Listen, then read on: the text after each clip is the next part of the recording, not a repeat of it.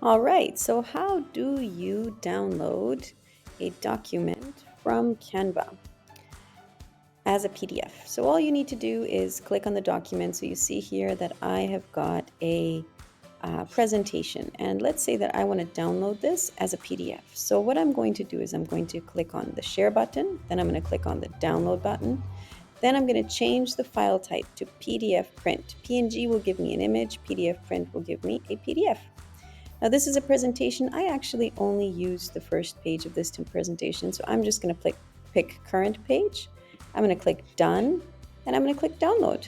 And then it's going to be saved to my downloads. And all I need to do is go find it there and then upload it wherever. See, it's going to be saved right here, whatever way I want to save it.